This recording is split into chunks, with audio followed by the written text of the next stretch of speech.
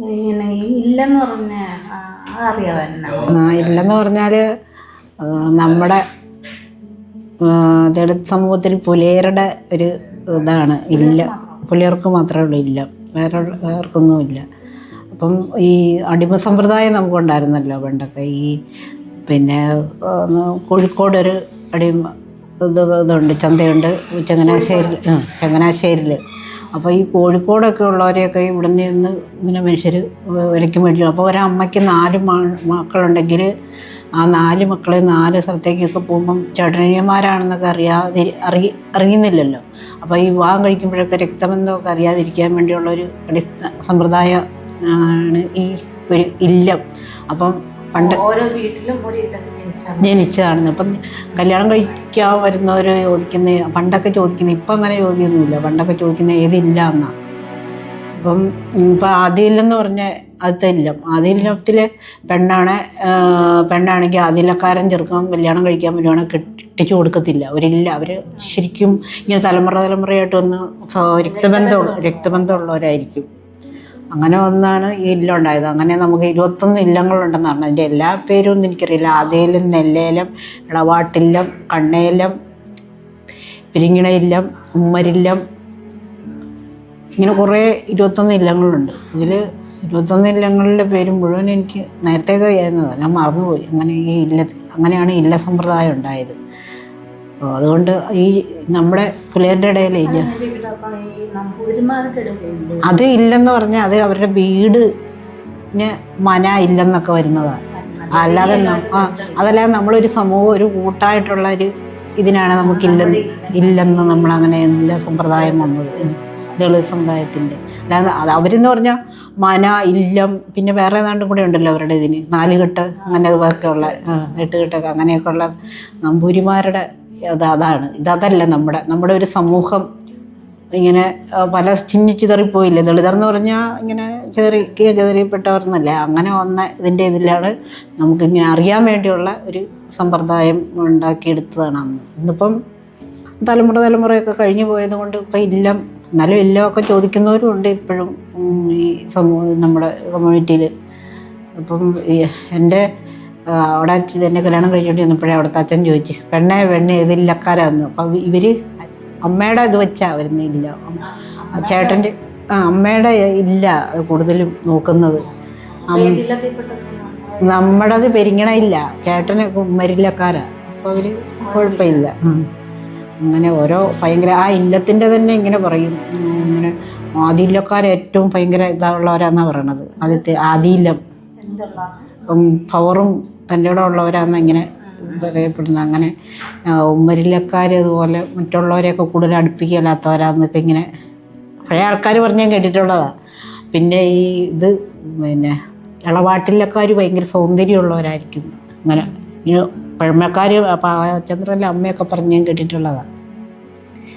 അതുപോലെ ചില ഇല്ലത്തിൽ ആണുങ്ങളിങ്ങനെ ഭയങ്കര പാവത്താന്മാരായിരിക്കും. അങ്ങനെ നമ്മുടെ ഇല്ല അങ്ങനെയാന്ന് പറഞ്ഞാൽ പെരിങ്ങണ ഇല്ലക്കാർ ഭയങ്കര പാവത്താന്മാരാണുങ്ങളാന്ന് പറഞ്ഞാൽ അമ്മ എപ്പോഴും പറയുമായിരുന്നത്. അങ്ങനെ ഇങ്ങനെ ഓരോ ഇല്ലങ്ങൾ അങ്ങനെ വന്ന് പിന്നെ ഈ പതി എന്നൊക്കെ പറയല്ലേ. പതിയും ഇങ്ങനെ നമ്മുടെ സർപ്പദൈവങ്ങൾ ഇങ്ങനെ നമ്മുടെ മരിച്ചുപോയ പിതൃക്കളെയൊക്കെ ഇങ്ങനെ വെച്ച് ആരാധിക്കുന്നതാണ് പതി എന്ന് പറഞ്ഞത്. അതിൽ നമുക്ക് അവരെ ഈ നമ്മളെ ജന്മിമാരായ തമ്പുരാക്കന്മാരും മരിച്ചുപോയിട്ടുണ്ട്. അവരാണ് അറുകലത്തമ്പുരാൻ ഇങ്ങനെയൊക്കെ പറയണത്. അവരൊക്കെ നമുക്ക് സഹായിയായിട്ട് വന്ന് ഇങ്ങനെ അതിലാണ് മെയിൻ കൊണ്ട് അറുകലെ ഇതൊക്കെ വെക്കും. പിന്നെ ഉള്ളത് സ്വരൂപങ്ങളാണ്. സ്വരൂപങ്ങൾ എന്ന് പറയുമ്പോൾ മരിച്ച അമ്മാമ്മയാകാം, അപ്പാപ്പനാകാം, നമ്മുടെ പൂർവികരായിട്ടുള്ള എല്ലാവരും വെച്ച് ആരാധിച്ച് അവർക്കിങ്ങനെ വർഷം ഇങ്ങനെ എല്ലാവരും കൂടെ ഒന്നിച്ചു കൂടി ഇങ്ങനെ തുള്ളലും ഈ തട്ടും തേരും ഇട്ട് ഇത് കൊടുക്കും. അത് കൊടുക്കണമെന്ന് പറഞ്ഞാൽ ഈ നമ്മുടെ ആൾക്കാർക്കൊക്കെ ഇങ്ങനെ കള്ളും ഉണക്കമീൻ ചുട്ടതും ഇതൊക്കെ ഇങ്ങനെ അവലും ഒക്കെ വെക്കും. മറ്റുള്ളവർക്ക് അന്നൊക്കെ പറയുന്ന കൊച്ചി പലഹാരം എന്നാണ്. ഈ ബേക്കറി പലഹാരം അന്ന് നമ്മൾ കൊച്ചിയിലൊക്കെ ബേക്കറി പലഹാരമുള്ള അതിന് കൊച്ചി പലഹാരം എന്നാണ് പറയണത്. അത് ഇങ്ങനെ മേടിച്ച് തേരൊക്കെ വെച്ച് ഇങ്ങനെ തട്ട് വെച്ചിട്ട് അതിൻ്റെ പൊക്കത്താണ് ഇങ്ങനെ ഈ അറുകിലേക്ക് അതുപോലുള്ളവർക്കൊക്കെ കൊടുക്കും. പതിന്ന് പേര് വന്നതെന്നാ അറിയാമോ? പതിന്ന് പേര് വന്നതെന്ന് പറഞ്ഞാൽ പതി ഈ ദളിതർക്ക് മാത്രമുള്ളൊരു പേരാണ് പതി. ആ നമുക്ക് നമ്മുടെ പതി തുള്ളൽ എന്നൊക്കെ പറയല്ലേ. പതിയുടെ പ്രത്യേക തുള്ളല് വർഷത്തിലൊരിക്കലാണ്. വർഷത്തിലൊരിക്കൽ. പിന്നെ തുള്ളലിന് നമ്മൾ എന്നാ ഉദ്ദേശിക്കുന്നത്? വിളിച്ച് സ്വരൂപങ്ങളെ നമ്മുടെ പൂർവികരെ വിളിച്ചു വരുത്തി അവരോട് അന്ന് ഒരാളുടെ ദേഹത്താണ് ഇഷ്ടമുള്ള ആൾക്കാരുടെ ദേഹത്ത് ഇഷ്ടമുള്ള മൂർത്തികൾ വരും എന്ന് പറയണേ. തുള്ളി ഇങ്ങനെ നിനക്ക് വരാൻ പോയ കാര്യങ്ങളും നിനക്ക് നന്മ വരേണ്ട കാര്യങ്ങളും ഒക്കെ അവർ തുള്ളി പറഞ്ഞ്, അല്ലെ നിനക്ക് എന്തെങ്കിലും നഷ്ടപ്പെട്ടിട്ടുണ്ടല്ലോ അതൊക്കെ നീ ചോദിച്ചറിഞ്ഞ് ഒക്കെ പറയുന്ന പറയണേ. പറഞ്ഞിട്ട് ചരിത്രമുണ്ട്. എന്നാണേലും അതൊരു ഭയങ്കര ഒരു സംഭവം. എൻ്റെ അത് കുഞ്ഞിലെ ഓർമ്മയ്ക്ക് തന്നെ നമ്മുടെ പൂമ്പലിച്ചനൊക്കെ ഇങ്ങനെ ഉരല് തുള്ളുന്ന ഞാൻ കണ്ടിട്ടുണ്ട്. അതെന്നാ ട്രിക്കാന്ന് എനിക്ക് അപ്പോഴും എനിക്ക് മനസ്സിലാകാത്തൊരിതാ. അങ്ങനെ അയ്യപ്പൻ ഉച്ചാൻ പൂനിച്ചാനൊക്കെ കൂടി വന്ന് കിടന്നുകൊണ്ട് അച്ഛൻ്റെ നമ്മുടെ പടിഞ്ഞാപ്പുറം ചെത്തിത്തെളിച്ച് പാലാമ്പുറം വരുന്നപ്പം ചെത്തിത്തെളിച്ച് പിന്നെ വലിയ കളമൊക്കെ ചെത്തിത്തെളിച്ച് നല്ലതായിട്ട് വന്ന് വലിയ ആ പറമ്പ് പടിഞ്ഞാപ്പുറം നമ്മുടെ പാലാമ്പറമ്പിൽ വശത്ത് നമ്മളെ ഇത് നീ ഓർക്കണില്ലേ? ആ പടിഞ്ഞാറ് വലിയ ഇതായിട്ട് ചെത്തിത്തെളിച്ച് എല്ലാവരും മെഴുകത്തൊന്നുമില്ല. എന്നിട്ട് അങ്ങേ അറ്റത്ത് കൊണ്ട് ഇതിൻ്റെ പുറത്ത് കൊണ്ടായി തട്ടും തേരും കെട്ടണത് ഈ മറ്റേ സ്വരൂപങ്ങൾ. ഗ്രൗണ്ട് തെളിച്ചിട്ട് തട്ടും തേര് ഇവർക്ക് ഇങ്ങോട്ട് മറ്റേ ഈ അറുകിലെയും ഇതുപോലുള്ള മൂർത്തികൾക്കൊക്കെ ഇത് കൊടുക്കാൻ വേണ്ടിയുള്ള ഇത്.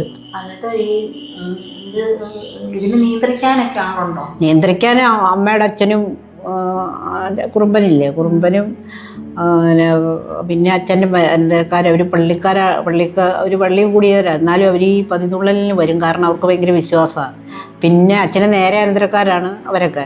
പിന്നെയാണ് കൂട്ടത്തിൽ ശേഷിപ്പോയിലുള്ളവരാണ് അഴകനും പൂവനും അയ്യപ്പനും ഒക്കെ. അവിടങ്ങളിലുള്ള നമ്മുടെ സ്വന്തം കുടുംബക്കാരെല്ലാവരും വരുമായിരുന്നു. എന്നിട്ട് വന്ന് ഭയങ്കര അന്നൊരു ആഘോഷം പോലെ എല്ലാം വെച്ച് ഇവർക്ക് ചിലരൊക്കെ ആഹാരമൊക്കെ കറിയൊക്കെ വെച്ചുകൊണ്ട് വരുന്നവരുണ്ട്.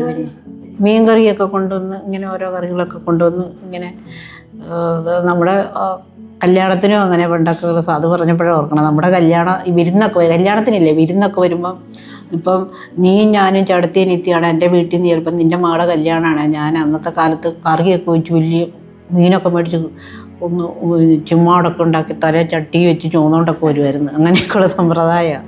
പടിഞ്ഞാറൊക്കെ ഇപ്പോഴും ചില സ്ഥലങ്ങളിലൊക്കെ കറിയൊക്കെ വെച്ചുകൊണ്ട് കൊടുക്കുന്നവരുണ്ട്. അപ്പോൾ അത്രയും പാടില്ല. എന്ന് വെച്ചാൽ അങ്ങനെ അത്രയും ഐക്യമായിട്ടൊക്കെ കഴിഞ്ഞൊരു സമൂഹം നമ്മുടെ. അതാ വേറെ ഉള്ളവരെക്കാളും. ഇപ്പം അങ്ങനത്തെ ഉള്ള ഇതൊക്കെ പൈസ ഇതായൊക്കെ അതൊക്കെ മാറിപ്പോയി. ഇങ്ങനെയൊക്കെയുള്ള സംഭവം. പിന്നെ ഈ പതിതുള്ളലിനിങ്ങനെ നമുക്ക് വഴിപാട് അങ്ങനെയൊക്കെ ഉണ്ട്. പിന്നെ അത് നമ്മുടെ ജന്മം തൊഴാൻ പോകണമെന്ന് പറഞ്ഞാൽ. അപ്പം നമ്മുടെ ജന്മം എന്ന് പറഞ്ഞാൽ ഓരോ ഇല്ലക്കാർക്കും ഓരോ ജന്മമുണ്ട്. ഇപ്പോൾ നമ്മുടെ വെരിങ്ങണയിലക്കാർക്കാണ് കരിനിച്ചിക്കാവ്, ആദ്യയില്ലക്കാർക്ക് കീഴുക്കാവ്, അങ്ങനെ ഓരോ ഇല്ലക്കാർക്ക് ഓരോ ഇതൊക്കെ ഉണ്ട്.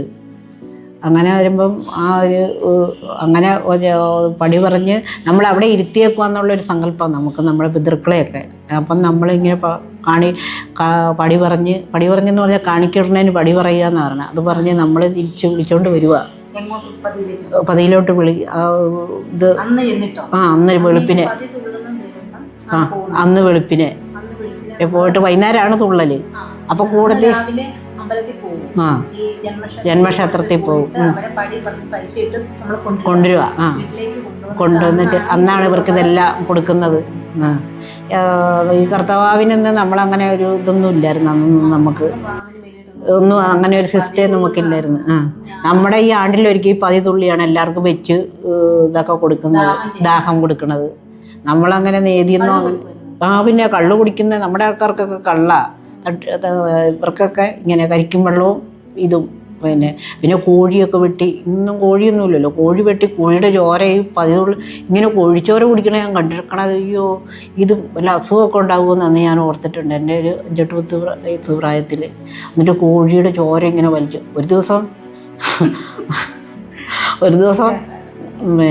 ഒരു കോഴിയെ കൊണ്ടുവന്ന് കോഴി പറന്നു പോയി.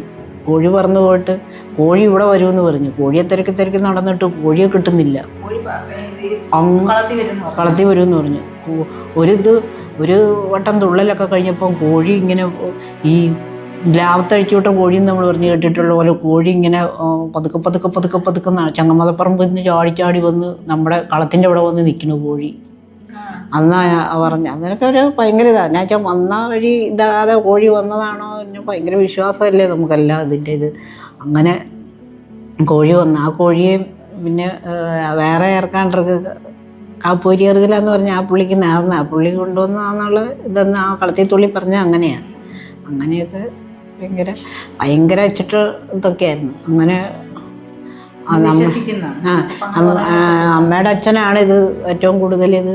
അമ്മയുടെ അച്ഛൻ്റെയൊക്കെ കുടുംബത്തിൽ നേരത്തെ അത് നമുക്കൊന്നും അറിയത്തില്ലല്ലോ. അമ്മയുടെ അച്ഛൻ എൻ്റെ ഓർമ്മയിൽ അമ്മയുടെ അച്ഛനാണ് ഇതെല്ലാം കൈകാര്യം ചെയ്തിട്ടിരുന്നത്. അപ്പോൾ അച്ഛന് ആ നാട്ടിലൊരു പേടി എന്ന് പറഞ്ഞാൽ ബഹുമാനം കൊണ്ടുള്ള ഒരു ഇതൊക്കെ ആയിരുന്നു അച്ഛനോട് എല്ലാവർക്കും. ഈ തുള്ളലൊക്കെ അന്ന് വരെ തുള്ളൽ. അത് കഴിഞ്ഞ് എനിക്ക്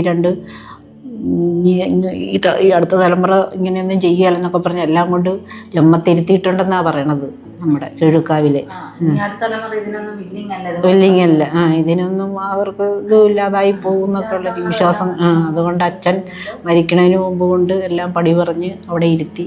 ഇനി ആരെങ്കിലും വന്ന് വിളിക്കുകയാണെങ്കിൽ ഇവിടെ നിന്ന് പോന്നാൽ മതിയെന്നും പറഞ്ഞ് ഇരുത്തിയേച്ച് പോകുന്നത് അച്ഛൻ. എനിക്ക് ഓർമ്മയുള്ളപ്പം ഞാനും കൂടെ പോയ അച്ഛനുമായിട്ട് കിഴുക്കാവിൽ പോയി പറയണതൊക്കെ അച്ഛൻ. ഇങ്ങനെ എൻ്റെ സന്താനങ്ങളിൽ ആർക്കെങ്കിലും ആവശ്യം വരുവാണെങ്കിൽ വന്നാൽ മതി, ഇവിടെ ഇരുന്നോളെന്ന് അച്ഛൻ പറയുക അവിടെ ചെന്ന്. അച്ഛൻ്റെ ഇതൊക്കെ നമ്മുടെ ഇത് നമ്മുടെ അമ്മയുടെ കരിനിച്ചിക്കാവ്. കരിനിച്ചിക്കാവിലാണേലും ഒരു മൂർത്തി നമുക്ക് എപ്പോഴും അനുഗ്രഹം എന്നാണ് പറയുന്നത്. കരിനിച്ചിക്കാവിലെയാണ് കരിങ്കുറ്റിയെന്ന് ഞാൻ പറഞ്ഞത്. അത് ഈ ഇത് പതിക്ക് തുള്ളാൻ നേരത്ത് അച്ഛൻ്റെ അമ്മയില്ലേ നമ്മുടെ അമ്മയുടെ ഒക്കെ അതിലും ഒരു വീതം ഒരു ദാഹം വെക്കും. നമുക്കങ്ങനെ കർക്കിടക മാസത്തിൽ ദാഹം വെപ്പ് ഇപ്പോഴല്ല എല്ലാവരും ഈ ദാഹം വെപ്പൊക്കെ തുടങ്ങി. നമുക്ക് ഈ പതിതുള്ളലിന് മാത്രമേ ഉള്ളൂ അങ്ങനെ ഒരു സംഭവം. അല്ലാതെ കർക്കിടക മാസത്തിലുള്ള ദാഹം വെപ്പോ പാവുബലിയോ അങ്ങനെയൊന്നും നമുക്കില്ലായിരുന്നു. ഇപ്പോഴതും നമുക്കുണ്ടായി തുടങ്ങിയത്.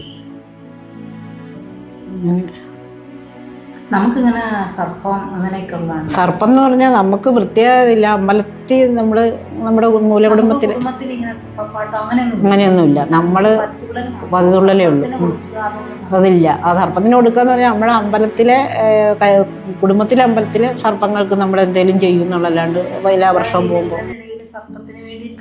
അത് നമ്മുടെ ഈ കിഴക്കൻ നാട്ടിലോട്ടൊന്നുമില്ല. പടിഞ്ഞാറൻ നാട്ടിലേക്കൊക്കെ വൈക്കം ആ ഭാഗങ്ങളിലൊക്കെ സർപ്പത്തിൻ്റെ കുടുംബം അവർക്ക് നേരം സർപ്പക്കളുള്ളവർക്ക് പതിതുള്ളൽ കുറവാണ്. പതിതുള്ളൽ ഇപ്പോൾ പതിയുണ്ട് അവിടെ, പതി ഒത്തിരി ഉണ്ട് അവിടെ. പക്ഷെ അവർക്ക് ഉണ്ട് അത് വേറെ ഇതിലാണ്. ഇതിൻ്റെ ഇത് കൂടെ പെടുത്തുകയല്ല അവർ പതിതുള്ളലിൻ്റെയും സർപ്പത്തിൻ്റെയും ഇതായിട്ട്. അങ്ങനെ ഏതാണ്ടൊക്കെയാണ് അവിടെ ഞാൻ കണ്ടിരിക്കണം. അങ്ങനെയാണ്.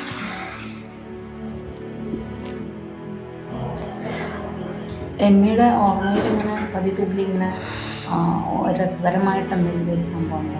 ഈ പതിതുള്ളലിനിടയ്ക്ക് രസകരമായിട്ട് എന്തെങ്കിലും സംഭവിച്ചിട്ടുണ്ടോ? നമുക്ക് പേടിയായിരുന്നു. അയ്യോ ഭയങ്കര പേടിയായിരുന്നു.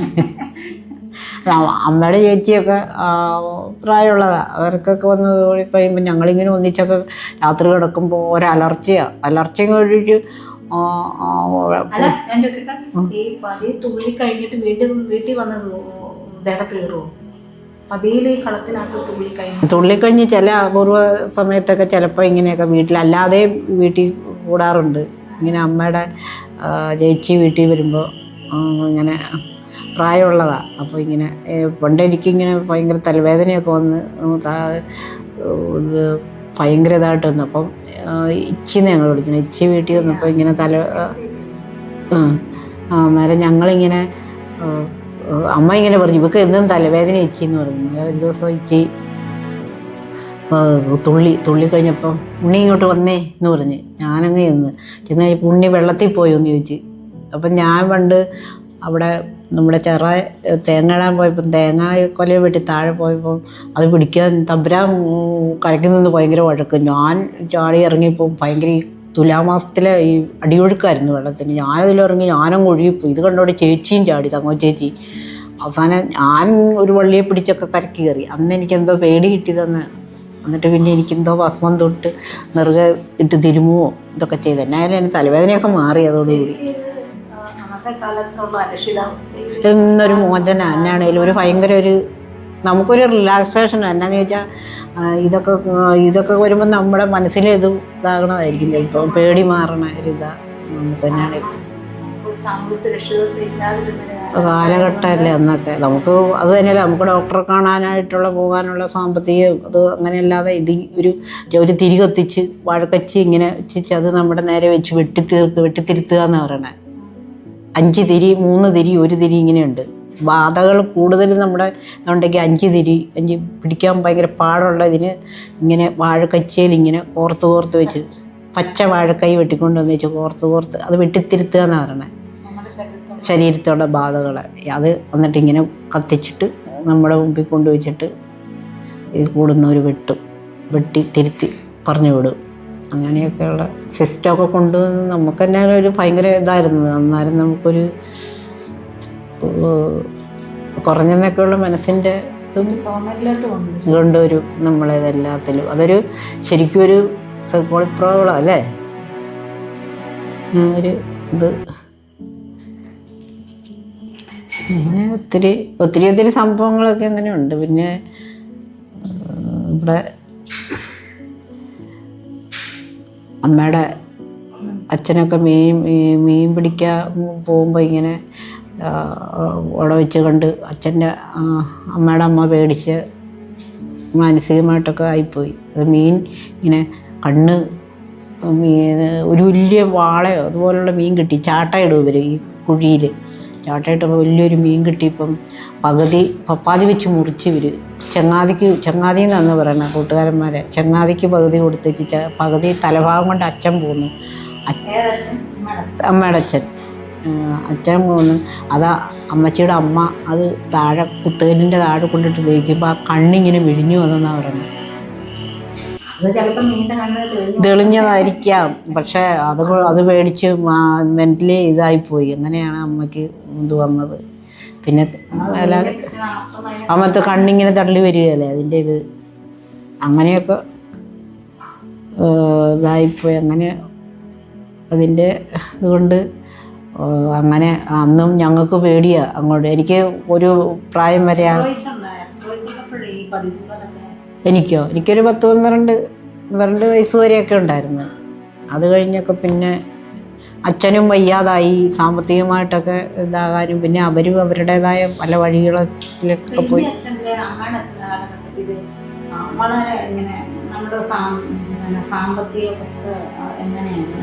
അമ്മയുടെ അച്ഛൻ്റെ അന്ന് നമുക്ക് നല്ല ഇതായിരുന്നു. അച്ഛൻ തടിവെട്ടാൻ പോകും. അച്ഛൻ 2 കാളയുണ്ട്. ചെമ്പ് പാത്രമൊക്കെ വീട്ടിലുണ്ടായിരുന്ന അവസ്ഥയാണ് അന്നൊക്കെ. എൻ്റെ ഒരു കുഞ്ഞുനാൾ ഒരു 10 വയസ്സ് വരെ ഓർമ്മത്തിൽ നല്ല ഇതിലാണ് കഴിഞ്ഞത്. എനിക്ക് ഓർമ്മയില്ല ഇങ്ങനെ വയസ്സായിട്ടിരിക്കണം. എനിക്ക് ഓർമ്മയുണ്ട് അച്ഛൻ എൻ്റെ ഒരു ക്ലാസ്സിൽ പഠിക്കുമ്പോൾ ആ സമയത്തൊക്കെ അച്ഛനെയാണ് ഓർക്കുന്നത്. പക്ഷെ അച്ഛൻ നല്ല ഹൈറ്റും നല്ല ഇതായിട്ടൊക്കെ പറഞ്ഞാലൊക്കെ എല്ലാവർക്കും ഒരു മതിപ്പുള്ള ഇതായിരുന്നു. തെക്കടത്തൊക്കെ ആണെങ്കിലും അച്ഛനെ ഇങ്ങോട്ട് വറക്കകത്ത് നെല്ലിടാൻ ആദ്യം കയറ്റണതൊക്കെ. അങ്ങനെയൊക്കെ ആ സമൂഹത്തിലൊരു നല്ല ഇതുള്ള അച്ഛന് ഇതുമായിരുന്നു. നല്ല അടി കൊടുത്ത് അവൻ്റെ അവിടെ വീഴും. അതുപോലുള്ള ആരോഗ്യവും ഉണ്ടായിരുന്നു. നല്ല അസ്ഥിമുഴുപ്പ് അങ്ങനെയൊക്കെ കഴിഞ്ഞിരുന്ന അച്ഛൻ സാമ്പത്തികം എന്ന് പറഞ്ഞാൽ നമ്മളാ പറമ്പിലൊക്കെ കിടക്കുമ്പോൾ നല്ല കൃഷിയൊക്കെ ചെയ്യും അച്ഛൻ. കപ്പ, പയർ. എൻ്റെ ഓർമ്മയിൽ ഇങ്ങനെ ഉടിച്ചൂത്തിപ്പയറും കളറുള്ള പയറൊക്കെ ഈ വലിയ നീളമുള്ള പയറിന് ഒടിച്ചൂത്തിപ്പയറെന്ന് പറഞ്ഞത്. അത് എല്ലാം ഇട്ട് ഇങ്ങനെ കെട്ടുകണക്കിന് അച്ഛൻ പറിച്ചുകൊണ്ട് വന്നിട്ട് അന്ന് അച്ഛൻ്റെ ഒരു ഇതുണ്ട്. അത് കെട്ടിയിട്ട് കഞ്ഞിക്കകത്തിട്ട് വേവിക്കും. പയറല്ല അച്ചിങ്ങ. അത് വേവിച്ചിട്ട് ഉപ്പും മുളകും എല്ലാം ഇടിച്ചിട്ട് ഇതും കൂടെ ഇട്ടങ്ങ് ഇടിക്കും നല്ലോണം. അച്ചിങ്ങാപ്പയർ ഇടിക്കും. എന്നിട്ട് ചമ്മന്തി പോലെ. എനിക്കൊരു പ്രത്യേക രുചി. അതിപ്പം ഞാൻ അമ്മയോട് ചോദിക്കും അമ്മ ഇതൊരു നമ്മുടെ ആൾക്കാരുടെ ഇടയിലുള്ളൊരു കറിയാണ്. നമുക്ക് നല്ല അച്ചിങ്ങപ്പയർ പറമ്പിലൊക്കെ കൊണ്ടാണ്, വിഷമൊന്നും ഇല്ലാത്തതല്ലേ. എന്തെല്ലാം അച്ഛനിടുമായിരുന്നു, മത്ത, പയർ, കുമ്പളം. അതുപോലെ കുമ്പളമൊക്കെ കൊണ്ടുപോയി. നല്ല കൃഷിക്കാരനായിരുന്നു. അത് പാടത്ത് ഇത് മകരകൃഷി കഴിഞ്ഞാൽ ചീനിപ്പടലിടും, വാരം വെട്ടി ചീനിപ്പടലിട്ടിട്ട്. അന്ന് ചീനിക്കപ്പയ്ക്ക്, ഇന്നല്ലേ ചീനിക്കപ്പയ്ക്ക് ഡിമാൻഡ്, അന്ന് ആർക്കും വേണ്ട. എന്നിട്ട് അതിങ്ങനെ കൂമ്പാരം കൂട്ടി ഒത്തിരി ആൾക്കാരിടും കൂട്ടം കൃഷിയായിട്ടൊക്കെ. നമ്മൾ ഒരു കണ്ടം, നമുക്ക് കാശൊന്നും കൊടുക്കണം, നമ്മുടെ നമ്പരാക്കന്മാരുടെ ഇല്ലേ. അപ്പോൾ അങ്ങനെ ഇട്ടത് വിറ്റിട്ട് അങ്ങനെ അച്ഛൻ ഇതായിരുന്നു. അതുപോലെ തന്നെ പച്ചക്കറിയൊക്കെ പിന്നെ പാവലൊക്കെ ഇട്ട് നമ്മുടെ അച്ഛൻ വന്നതിന് ശേഷമൊക്കെയാണ്. പക്ഷേ അച്ഛനുണ്ടായിരുന്നപ്പം അതുപോലെ എല്ലാ ആഴ്ചയിൽ ഇറച്ചി മേടിക്കും. കോഴി ഉണ്ടായിരുന്നപ്പം കോഴിയെ പുല്ലും, പിന്നെ കപ്പ ഇറച്ചിയൊക്കെ വെച്ച് തരും. അങ്ങനെ നല്ല എൻ്റെ ഒരു 10 വയസ്സ് വരെ നല്ല സുഖമാണ്. അച്ഛൻ ഈ പശുക്കറവയുണ്ട് നമുക്ക്. പശുവിനെ തൈരൊക്കെ ആക്കി അച്ഛൻ ഉറുകെട്ടി, ഉറിയല്ല മൺകലത്തി ഉറയൊഴിച്ച് വെക്കുന്നത്. തൈരൊക്കെ കൂട്ടി ഈ ഉച്ചയ്ക്ക് ചോറിൻ്റെ ചൂമ്പ് തൈരൊക്കെ ഒഴിച്ചാൽ എനിക്ക് ചോറൊക്കെ തിന്ന് ഇട്ടുണ്ടൊക്കെയാണ്.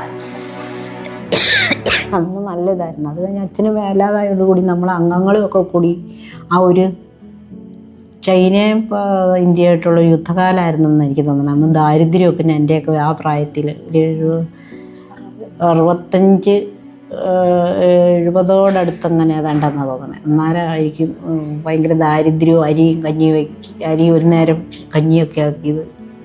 പിന്നെ ഗോതമ്പൊക്കെ കുത്തി അമ്മ, നമുക്ക് മരയോറിലല്ലേ, മരയോറിലെ കുത്തിയപ്പോൾ തൊണ്ടുപോയി എന്ന് പറഞ്ഞാൽ അമ്മ രോഹിണി കൊണ്ടുപോയി കല്ലേറിലെ കുത്തി കൊണ്ടുവന്നിട്ട് ചോറിനൊപ്പം അരി നാഴി ഗോതമ്പ് കൂടെ ഇടും.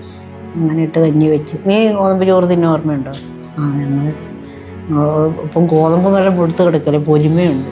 ഗോതമ്പ് ചോറും അമ്മച്ചി ഉണ്ടാക്കി തന്നേച്ച് ഉണക്കച്ചെമ്മീനും കൂടെ, തേങ്ങ ഇല്ലെങ്കിൽ ഉണക്കച്ചെമ്മീനും ഉള്ളിയും കൂടെ ചതച്ച് ഇതിൻ്റെ കൂടെ തരാം. അപ്പോൾ അച്ഛൻ പറയും ചെമ്മീനും ഗോതമ്പും കൂടെ ചേരുമോ എന്നൊക്കെ ഇങ്ങനെ പറയും. എന്നാലും ഞങ്ങൾക്കൊന്നും ഇതിൻ്റെ രസമൊന്നും ഉണ്ടായിട്ടില്ല. അങ്ങനെയൊക്കെ ദാരിദ്ര്യകാലത്തും ഇതായിരുന്നു.